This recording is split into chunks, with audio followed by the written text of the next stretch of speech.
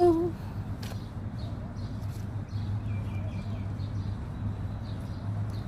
Yan o. Oh.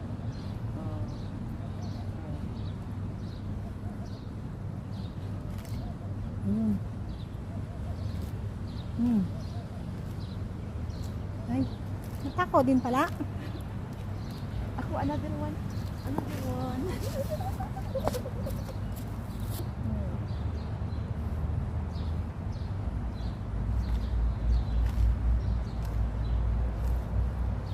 Ang lakas siya kuhain yan. Oo nga.